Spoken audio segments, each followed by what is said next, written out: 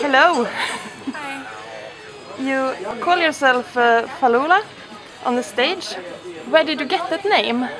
I didn't get it. I just I made it up, and I didn't really know what I wanted to use it for. It just became like a mantra kind of. Yeah. And when I made my MySpace like 4 years ago, I just decided to use that name because I wanted like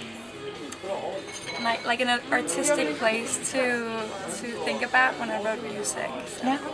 And then it stuck. It just stuck. It wasn't really on purpose. It just came, and it felt right. So. Yeah. Can you tell us something about yourself and your music for those who haven't met you yet? Well, I'm from Copenhagen in Denmark, and I'm half Danish and half Romanian. And I make I guess you could call it alternative pop music with a bit of folk influence, and it's difficult to describe it really because I have such a broad taste. Yeah. But it's very organic, and I like pop music. Yeah.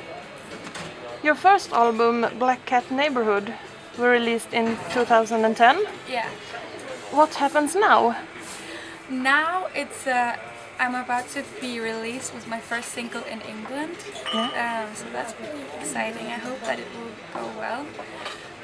My album is coming out in France in 2 months, and I'm touring a little bit in Germany and Denmark and France, and hopefully we're gonna go to the US and the UK some more. So I really want to have my album out internationally, and it's out quite a few places, but not as many places as I want it to be. So it's sort of been it didn't just come like this. So it's cool because it's hard work, but I think my next album is gonna be easier maybe because I have the foundation.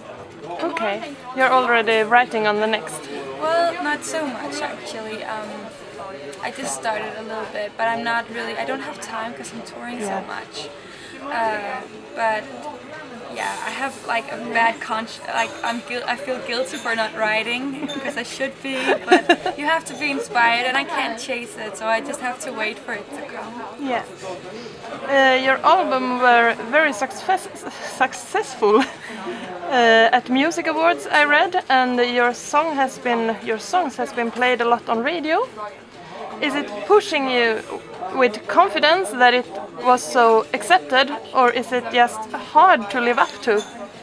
No, I don't feel it's hard to live up to. Once I made the album, it just had its own life, and I couldn't control it. Of course, I've done all I could for it to be a success, but I can't do more than the music. It's the most important thing, and everything else comes after that. And as long as I just keep writing for my own sake, I think it's gonna be okay. Because whenever I start thinking about people having expectations, I just freeze. I can't write anything, and it becomes really bad. And yeah, so I have to just. I'm trying not to think about that too much. Yeah, but it must feel very good to see the result of all the work you put into it. Yeah, definitely, because it took me many years to be able to put out an album, and I did shows in Copenhagen, tiny shows that I booked myself, and it was a bit of a struggle. It took me 3 years to get a record deal and stuff.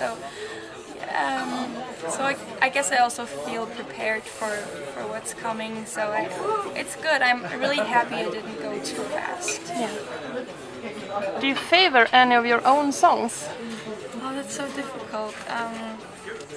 It changes a little bit. I like, of course, all my songs. It was really important for me to have an album where I loved the songs equally. I didn't want 2 hits and the rest to be bullshit. So I really took a long time to make the songs, and I wanted it to have a good high level. But I guess I'm more proud of some of the songs. I think "Give Us a Little Love" and "Bridges" are my own favorites, I guess. At the time. Right now, yeah. Do you have any artists that have inspired your music? Well, not directly, but indirectly, I think. When I was a teenager, I started to listen to a singer and songwriter called Fallulah, and she just wrote some very, very honest and raw lyrics, and that really hit home with me. And I just decided from that day, like, if I'm gonna be an artist, I have to do it 100%, and I have to, like, you know, show who I am and write about myself, even though it's not always so easy. But yeah, I didn't want to censor myself, and she taught me that, because the music meant so much more to me because I knew her story. And I mean, I like strong women just in general. I really like Karen O from the Yes. That's my favorite band.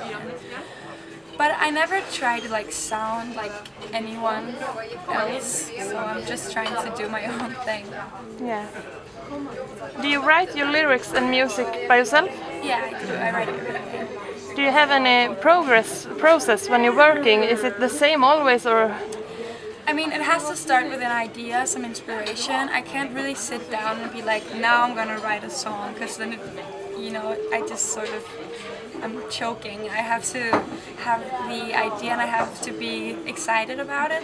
I get lots of ideas all the time, but most of them I don't use, because it has to have that, you know, that right feeling. And so I start out with some lyric or some melody or both, and maybe I have an idea already about the beat, and I just sit down at my computer after I've done like maybe a chorus or a verse, and I build on from there. I've put on instruments. Yeah. If you only could listen to one song for the rest of your life, which song would you choose? One song for the rest of my life? I don't think I would be able to do that. I would go crazy. I have such a broad taste in music, I couldn't decide on only one song. Yeah. If you're at a party and the party gets lame, what song could you play that could save the party? Maybe some Prodigy. Yeah? That's always really good. It has lots of energy, or like the Yes or Sleigh Bells. It's really good too. So like some energetic party music. Yeah. What is happening this autumn now, besides the UK and the US parts? Well, that's my main focus right now, because I want to get signed in the UK and US. I'm unsigned, so that's really a big priority for me in order to move on the way that I want to. And so I'm going to go to London and live there for some weeks now and just work.